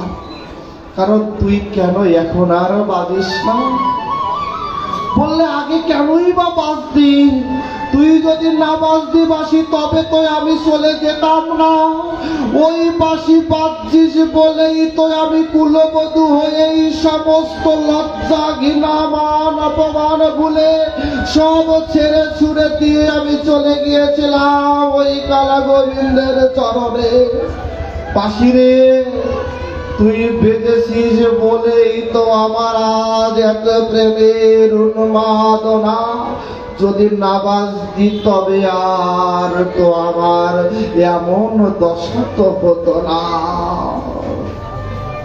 আর বাজাবে বাসি শ্যাম ব্রজে নাই গো, শ্যাম ব্রজে নাই। আর বাজাবে বাসি শ্যাম ব্রজে নাই গো, শ্যাম ব্রজে নাই। মন দুঃখে কাঁদে একা কোমলিরাই গো, শ্যাম ব্রজে নাই। আর বাজাবে বাসি শ্যাম ব্রজে নাই গো, শ্যাম ব্রজে নাই। রাধারানীর আক্ষেপ ওই বিধাতার প্রতি। বিধাতা, তুমি তো সব জানতে, জেনে শুনে কেন আমায় বিষ পান করাইলে? তুমি তো চাইলেই সবকিছু ওলট পালট হতে পারত, কারণ তুমি কেন আমায় গোবিন্দের সঙ্গে জুড়ে দিলে? রাধারানীর আক্ষেপ গুরুজনের প্রতি। হে গুরুজন, যতদিন গোবিন্দ বৃন্দাবনে ছিলে তোমরা যদি বাধা না দিতে, তবে তো আমি আরেকটু সময় গোবিন্দের সঙ্গ পেতে পারতাম। তোমরা শুধু বাধা দিয়ে আমায় আটকিয়ে দিলে। আক্ষেপ সখীদের প্রতি। সখীরে প্রাণবধূয়া চলে গেল, আমি না হলে অযোগ্য অক্ষম ধরে রাখতে তাকে পারিনি। সখীরে তোরা কেন তাকে ধরে রাখলি না? তোরা তো পারতি। রাধারানীর আক্ষেপ দুতির প্রতি, রাধারানীর আক্ষেপ কন্দর্পাদির প্রতি, রাধারানীর আক্ষেপ ব্রজবাসীর প্রতি। ব্রজবাসী, তোমরা কেন তাকে ধরে রাখলে না? এ হলো প্রলাপ, একা একা বকে। রাধারানীর পরের দশা বেধি। খায় না, ঘুমায় না, বিশ্রাম নাই, কারোর সাথে তেমন কথাবার্তা নাই। এখন তার কি হয়? দেহের রোগের বাধা বাসা বাঁধে না, এখন অচৈতন্য হয়ে পড়ে রয়, ভূমিতে গড়াগড়ি যায়, আর চেতনা নাই।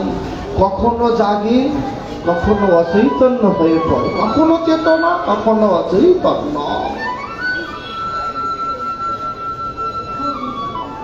মহাজন বলছে, রাধারানীর এ কেমন বেধি, এ কেমন বেধি? সখীগণ বলছে, ওরে মহাজন, এ বেধি সবার বেধি নয়, এ বেধি জগতের বেধি নয়, এ বেধি ভব বেধি। এ রোগে সবাইকে ধরে না, এ রোগে সবাইকে ধরে না, কারণ এ রোগে যাকে ধরে তাকে আর ঘরে থাকতে দেয় না, তাকে ঘরে থাকতে দেয় না, তাকে ঘর ছাড়া করেই। শত ঐশ্বর্য তাকে ঘরে আবদ্ধ রাখতে পারে না, সুন্দরী ভার্যা তাকে আটকিয়ে রাখতে পারে না। আমরা মহাপ্রভুর লীলায় দেখি এমন বেধির দশা প্রাপ্তি হওয়ার লোকের সংখ্যা অনেক। রামচন্দ্র কবিরাজ, দেখতে পাই রঘুনাথ দাস গোস্বামী, দেখতে পাই শ্রীনিবাস আচার্যের প্রতি বহু বহু দৃষ্টান্ত ভববেদী, যে বেদী সবার হয় না। যে বেদী এই আপনাদেরই ঘরের লোক রূপ সনাতন গোস্বামীর বেদী। কি এই বেশি দূরে কি? তাদেরই আত্মীয় স্বজনের বাড়ি, মামার বাড়ি, আপনার বাড়ির পাশে মাধব পাশা, তাই না? তাদের বেদী। তৎকালীন সময়ে সনাতন গোস্বামী প্রধানমন্ত্রী, রূপ গোস্বামী অর্থমন্ত্রী, সব কিছু পিছনে মেলে দিয়ে চলে গেছে মহাপ্রভুর চরণে। সিয়া কথা নিয়ে বৃন্দাবনের পথে পথে ভিক্ষা করে বেড়ায়। যে বেদী লালা বাবুর বেদী, যার অন্নপ্রাশনে 25 লক্ষ টাকা ব্যয় হয়েছিলেন, তিনি বৃন্দাবনের পথে ভিক্ষা করে। ভাবা যায়? কারণ এমন বেদী সবার ভাগ্যে হয় না। এই জন্য সখীগণ ডেকে বলছে, এ বেদি যে বড় ভববেদী, কারণ কৃষ্ণ বিরহে বিরহিনীর বেদি। কারণ সবাই কি আর কৃষ্ণ বিরহে আকুলিত বেকুলিত হয়ে দশাগ্রস্ত হয়ে বেদি প্রাপ্ত হতে পারে? কারণ আমরা যেমন জ্বর হলে ওষুধ খাই বেদি সারার জন্য, আর রাধারানীর বেদির ওষুধ কি জানেন? বলছে, সখীরে আমি তোমাদের কাছে কিছু চাই না, কিছু চাই না, কোনোদিন চাইনি, কোনোদিন চাই না, প্রাণ বধুয়াকেও চাই না, গোবিন্দ ফিরে আসুক তাও চাই না। শুধু আমি একটা জিনিস চাই, সখীরে তোদের হাতে ধরি না, তোদের চরণ ধরে বিনয়ের সহিত প্রার্থনা করে চাই, ভিক্ষার করে চাই, অঞ্চল তোদের চরণে সমর্পিত করে চাই। সখীরে একটি চাওয়া, যখন আমার দেহ থেকে প্রাণ যাবে, অন্তত একটু আমায় কৃষ্ণ কথা শোনার, একটু হরিনাম দিস, হরিনামে মাতিয়ে রাগে যার কিছু চাই না। কারণ আমার রোগের ওষুধ শুধু কৃষ্ণ না।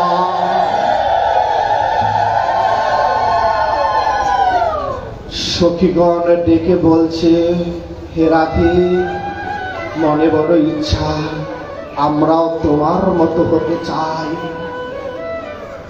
আমরাও তোমার মতো হতে চাই। সখীগণকে উদ্দেশ্য করে রাধারানী বলছে, আমার মতো হতে চাও? তাহলে শুনো, গোপন কথা বলি। বলছে, আমার মতো ভাববে যারা, আমার মতো হবে তারা, যারা আমার মতো ভাবতে পারবে তারা আমার মতো হবে। বলছে, আমার ভাবনাটা কেমন জানো?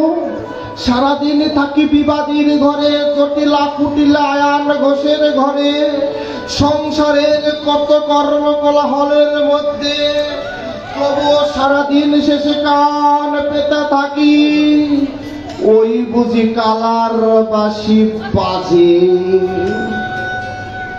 যখনই বাজে তখনই সব ছেড়ে গিয়ে গোবিন্দের চরণে সমর্পিত হয়ে যায়, সমর্পিত হয়ে যায়। তখন আর কোনো কিছুতে আমাকে আটকে রাখতে পারি না, আর আটকে রাখতে পারি না। বলছে, আমার মতো করে যদি তোমরা ভাবতে পারো তবে আমার মতো হতে পারো। রাধারানীর পরের দশা কি আমরা কি এমন করে ভাবতে পারি না? ইচ্ছা করলেই পারি, ইচ্ছা করি না তাই পাই না। সারাদিন শেষে কি একটু কান পেতে থাকি, ওই বুঝি গোবিন্দ ডাকে, ওই বুঝি তার বাঁশি বাজে, ডাকি না। রাধারানীর পরের দশা উন্মাদ। এখন সে উন্মাদের মতো ছুটে বেড়ায়, কখনো বৃন্দাবনের পথে পথে ছুটে বেড়ায় পাগলিনীর বেশে উন্মাদ, গিয়ে বৃক্ষকে জড়িয়ে ধরে বলে, ওরে বৃন্দাবনের বৃক্ষ, তুমি তো কত গোবিন্দ সঙ্গ পেয়েছো, আমি তো পাইনি। আমার না হলে জাতি কুলাদির কত বাধা বিপত্তি ছিল, তোমার তো বাধা ছিল না, তুমি কত সঙ্গ করেছো। তুমি বলে দাও, কবে গোবিন্দ আমায় কৃপা করবে? বৃন্দাবনের গাভীগণকে প্রণাম করে তাদের চরণ ধরে বলে, ওরে গাভীগণ, গোবিন্দ তোমাদের কত ভালোবেসেছে, কত সঙ্গ করেছে, কত না রঙের ঢঙের খেলা খেলেছে। তোমরা বলে দাও, কবে গোবিন্দ আমায় কৃপা করবে, কবে কৃপা করবে? বৃন্দাবনের ধুলিগুলোকে উন্মাদের মতো গড়াগড়ি দেয় আর বলে, ওরে বৃন্দাবনের ধুলি, তোমরা কত জনমের ভাগ্যের বলে গোবিন্দের চরণ খানা বক্ষ মাঝে পেয়েছ, আমার ভাগ্যে তো হয়নি। তোমরা বলে দাও কবে গোবিন্দ সঙ্গ পাবো।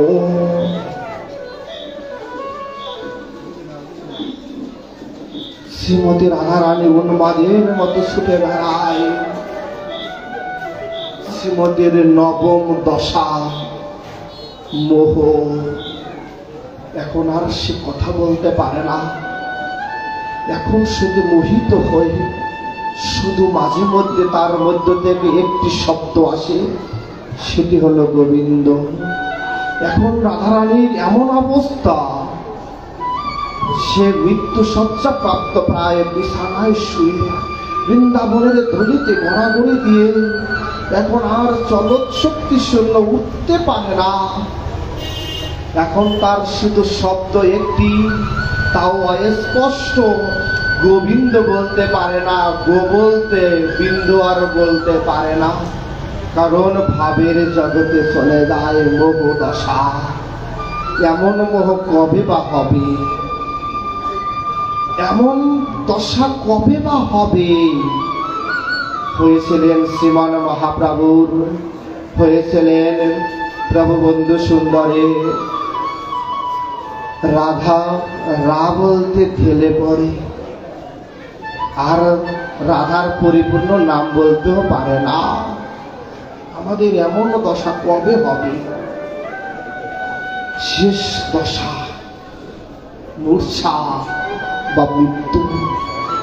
মানুষ মরার আগে তিনটি লক্ষণ দেখা যায়, তিনটি লক্ষণ দৃশ্যমান মানুষের মৃত্যু মুহূর্তে। কি কি জানেন? তার নাড়ি বন্ধ হয়, তার স্পন্দনগুলো বন্ধ হয়ে যায়, আগের মতো আর হার্টবিট কাজ করে না, স্লো হয়। কি হচ্ছে? দ্বিতীয় লক্ষণ কি জানেন? বলছে এখন আর চোখের পলক পড়ে না। তৃতীয় লক্ষণ কি জানেন? বলছে এখন আর নিঃশ্বাস বন্ধ হয়ে যায়, চোখের পলক বন্ধ হয়ে যায়, তার স্পন্দন বন্ধ হয়ে যায়। রাধারানী দশাগ্রস্ত। বলছে সখীরে, কখনো বলছে সখীরে কত কথা বলবার আছে, কিন্তু বলছি না, বলতে পারছি না। আমি আর কত রাধা নাম করি, গোবিন্দ নাম করি, তার চেয়ে অধিক গোবিন্দ আমায় ভালোবাসে, কিন্তু আমি আর ভালোবাসতে পারলাম না। হে সখীগণ, চলে তো যাবই, চলে তো যাবই, কিন্তু প্রাণ বধুয়াকে কাকে দিয়ে যাব? কাকে দিব? কে ধরে রাখবে আমার? সখী, তোরা অন্তত গোবিন্দকে ভালো রাখিস, প্রতিজ্ঞা কর, বলে দে, অন্তত মরে গিয়েও শান্তি পাবো যে আমার প্রাণ বধুয়া ভালো আছে, আমার প্রাণ বধুয়া ভালো আছে। তোরা অন্তত বলে দে। তুমি পর জনমে হয়ো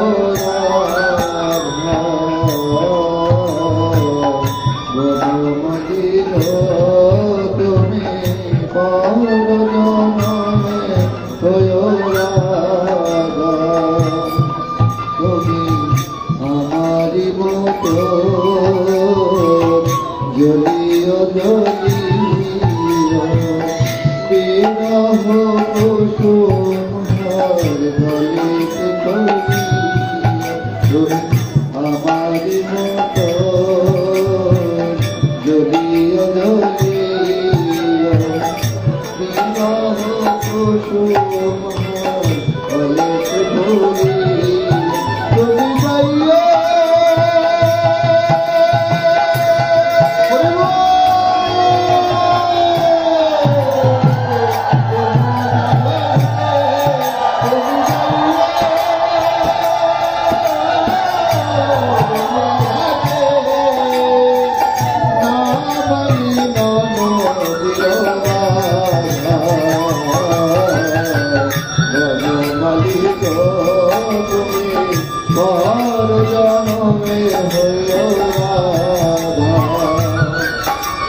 রাধারানী বলছে আসলে কারণ রাধার মতো দশা না হলে তো বোঝা যাবে না রাধার প্রেমের গভীরতা কতখানি। এই রাধার ভাবে ভাবিত না হলে গোবিন্দের দশা, গোবিন্দের ভাব, তাকে প্রাপ্তির সুযোগ কোথায়? জগতে শিখাইলেন শ্রীমান মহাপ্রভু না আসলে আমরা বুঝতাম না এই রাধার প্রেম কত গভীর। পদকর্তা লিখছেন যদি গৌর না হইত কেমন হইত, কেমনে পরিদাম দে। শ্রী রাধার মহিমা প্রেম রসসীমা জগতে জানাত কে? যদি গৌর না আসত জগতে তবে তো বুঝতাম না যে রাধার প্রেম কত গভীর, কত গভীর। কারণ রাধার প্রেমের যদি আনুগত্যতা না থাকে তাহলে গোবিন্দের কাছে পৌঁছানো যায় না। যদি খাল নদী পার না হই তবে কি সমুদ্রে যেতে পারি? কারণ ভক্তাধীন ভগবান, ভক্তকে ভালোবাসলে গোবিন্দকে ভালোবাসা যায়। তাই ভগবান বলছে সকলের বিনাশ আছে কিন্তু আমার ভক্তির কোনো বিনাশ নাই। রাধারানীর মতো ভক্তের যদি চরণাশ্রিত হতে পারি তবেই গোবিন্দের কাছে পৌঁছাতে পারি। কারণ আমরা মনে করি যে শুধু গোবিন্দকে ভালোবাসেই রাধা, কিন্তু গোবিন্দ কি রাধাকে ভালোবাসে না?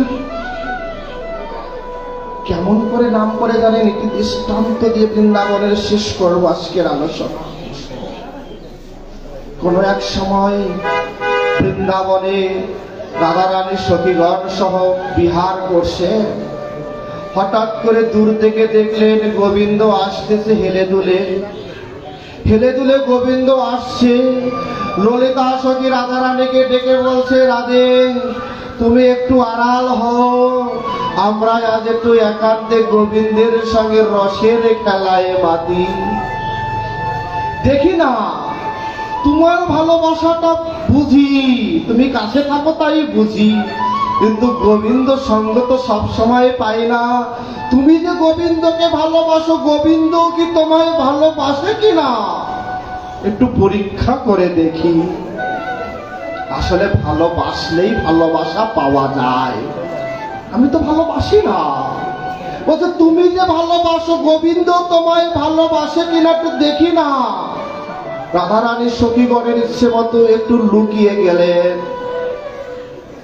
সখীগণ কাছে যখন গোবিন্দ আসলেন, গোবিন্দ বললেন, হে ললিতাদি সখীগণ, কোথায় আমার রাধে? ললিতাদি বলছি আজকে রাধারানী আসে না, আজ রাধারানী আসে না। গোবিন্দ একটু পরে মৃদু হেসে বলছে, মিথ্যা কথা বলতে কি একটু মুখে বাঁধে না, একটু বাঁধে না। বলছে কই রাধারানী সত্যিই আসে না, মিথ্যে বললাম কই? বলছে ওরে সখী রে, চতুরতা করতে কি আর জায়গা খুঁজে পাও না? আমার রাধা যে এখানে এসেছে তার প্রমাণ দৃশ্যমান। কারণ রাধারানী যে এসেছে বুঝি কিভাবে জানো? কারণ তোমরা না বললেও এই আকাশ বাতাস বৃক্ষ লতাদি সবাই বলে দিচ্ছে আমার রাধারানী আসে। কারণ তার অঙ্গগন্ধ এই বাতাসে ভেসে বেড়াচ্ছে, আমি যে রাধার অঙ্গগন্ধ পাচ্ছি। অতএব রাধারানী এখানেই আছে, তোমরা তাকে লুকিয়ে রেখেছ। আমার রাধারানীর সাথে মিলন করিয়ে দাও। সখীগণ বলছি এত সহজে রাধারানীকে পাওয়া যায় না। রাধা নাম করো, ডাকো তাকে, ডাকলেই পাবে। গোবিন্দ বসে বসে বৃক্ষতলে একা একা রাধা রাধা রাধা বলে ডাকছে, ডাকছে। কিছুক্ষণ পরে সখীদের কাছে ফিরে এসে বলছে, ওরে সখী রে, আমি একা ডাকি তাই বুঝি রাধা কৃপা করে না। তোমাদের মতো যদি রাধার রানীর অযাচিত কি প্রাপ্ত সখীদের সঙ্গীদের সাথে যদি একটু রাধা নাম করি, তবে বুঝি আমার রাধার কৃপা হবে।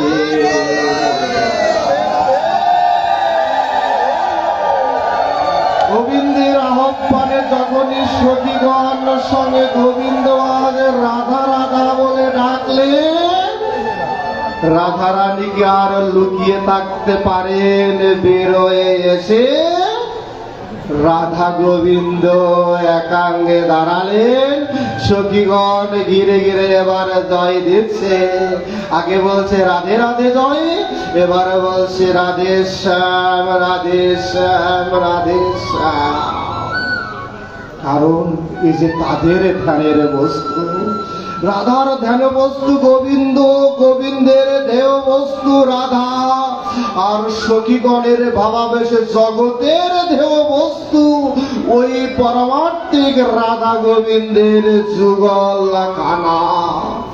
আজ দর্শন করে যে পরমানন্দ সাগরে ভাসিতেছে ব্রজবাসীগণ। আসুন আমরাও সবাই অন্তঃপ্রাণে রাধা গোবিন্দের দর্শন করার জন্য আকুলিত বেকুলিত হই। আমি যদি না চাই তবে কোনোদিন পাব না। কখন মৃত্যু এসে আমার দরজায় করা নাড়বে তা তো জানি না। তাই সময় থাকতে অন্তত আসি, একটু গোবিন্দ সঙ্গ করে অন্তত প্রাণ বধুয়ার সঙ্গ সুখ অনুভব করি, একটু অন্তত ভগবানের সান্নিধ্য সুখ পাই। অন্তত দিন শেষে ভগবানের চরণে গিয়ে বলতে পারবো, ভগবান আমি তোমার ভজনা করেছিলাম, আমি একদিন হলো মুহূর্ত কাল হলো সাধুগুরু ভক্ত বৈষ্ণব সঙ্গে আমি তোমায় ডেকেছিলাম, তবে তুমি কেন কৃপা করবে না? কিন্তু যদি না ডাকি তবে কি বলবো? তাই আসুন আর কালক্ষেপণ না করি, সবাই মিলে প্রাণ দিয়ে তাকে ডাকি, আরতি দিয়ে ডাকি, প্রীতি দিয়ে ডাকি, প্রাণের ভালোবাসা দিয়ে ডাকি, নিগড়িয়ে নিগড়িয়ে ডাকি, কেঁদে কেঁদে ডাকি। কারণ তিনি তো আমার ডাক শোনার জন্যই অপেক্ষমান অপেক্ষমান। রামদাস বাবাজি দিয়ে শেষ করি। তিনি বৃন্দাবনে রঘুনাথ দাস গোস্বামীর সমাধি মন্দিরে খালি কাজে হানিতাই দর্শন হলো না, হাগৌর কৃপা হলো না। বৃন্দাবনের সিদ্ধ মহাত্মা গিয়ে রামদাস বাবাজিকে বলছে, রামদাস তুমি যে প্রতিদিন কাঁদো, তোমার চোখের জলে সমাধি স্থল ভিজে যায়। এই বৃন্দাবনের এই সমাধি ক্ষেত্রে শুধু যদি খোঁড়া যায় পাওয়া যাবে গ্যালনে গ্যালনে শুধু রামদাস বাবাজির চোখের জল। এত কেঁদেছে হানিতাই হাগৌর বলে। রামদাস আমার একটি প্রশ্ন জানার ইচ্ছা, তুমি যে প্রতিদিন কাঁদো, প্রতি মুহূর্তে কাঁদো, তুমি কি নিতাই গৌরের দর্শন পাওনি? তুমি যে হারাধে গোবিন্দ বলে কাঁদো, তুমি কি দর্শন পাওনি? সত্য কথা বলবে। সেদিন রামদাস বাবাজি সিদ্ধ মহাত্মার চরণ খানা জড়িয়ে ধরে বলছে, মহাত্মা পেয়েছি তবুও কাঁদি। মিথ্যে কথা বলবো না, পেয়েছি তবুও কাঁদি। কেন কাঁদি জানেন? কারণ আমি যে হারাতে চাই না, আমার হারানোর বড় ভয়। আমি গোবিন্দকে, রাধারানীকে, নিতাই গৌরকে আমি সব সময় ডাকি, যাতে করে তারা আমার কাছ থেকে চলে না যায়। আগে পাওয়ার জন্য কাঁদতাম, আর এখন ধরে রাখার জন্য কাঁদি। কারণ আমি কাঁদলেই বড় সুখ পাই। এমন করে কবে কাঁদবো? এমন করে কবে কাঁদবো? হারাধে, হা গৌ, হানিতাই, হা বন্ধু বলে কবে কাঁদবো আমরা? তিনি তো কৃপা করার জন্যই আসেন। তাই ভগবতীর রসাস্বাদনে বিশ্রামের আগে আবারও বৈষ্ণবদের চরণে কৃপা ভিক্ষা প্রার্থনা করি। আপনারা কৃপা করুন, নিজ সন্তান জ্ঞানে কৃপা করুন, যেন অন্তত একটু হানিতাই হাগো হা বন্ধু বলে কাঁদতে পারি, যেন অন্তত দেহাম যতদিন দেহে প্রাণ আছে ততদিন যেন গৌর গোবিন্দের কথা স্মরণ করে করে অন্তত তা অন্তিমে তাদের চরণে পৌঁছাতে পারি। কৃপা করবেন ভক্তবৃন্দ, বৈষ্ণববৃন্দ, আচার্যবৃন্দ। একটি শুধু বিনয়ের সহিত প্রার্থনা। ভগবতী রসাস্বাদন বিশ্রাম করছি, যাওয়ার আগে বলে দেই, আসুন আমরা সবাই একটু প্রাণ ভরে গোবিন্দের কথা, রাধা রানীর কথা, নিতাই গৌরের কথা, মহা উদ্ধারণকারী পতিত পাবন বন্ধু হরির কথা, গুরু আচার্য বর্গের কথা হৃদয়ে দ্বারা লালন করার চেষ্টা করি। সবাইকে সিদ্ধান্ত অঙ্গনের নিমন্ত্রণ রেখে আজকের ভাগবতী আলোচনা এখানে বিশ্রাম করে জানি অনেক ধৈর্যচ্যুতি ঘটিয়েছি, অপরাধ করেছি, অপরাধ ক্ষমা প্রার্থনা রেখে বিশ্রাম করি। সবাই ভালো থাকবেন, আনন্দে থাকবেন আর আশীর্বাদ করবে। জয় জয় শ্রী রাধা কৃষ্ণ নিতাই গৌর প্রভু জগৎ বন্ধু প্রেমানন্দে হরি বল। শ্রী গুরু পেতে প্রেমানন্দে হরি বল। শ্রীমদ ভগবতী রসশাস্ত্রপতি প্রেমানন্দে হরি বল। বল হরি শান্তি শান্তি শান্তি রে সর্বে সত্তা সুখিতা হন্ত। বিশ্বের সকল প্রাণী সুখী হোক। জয় জগৎ বন্ধু।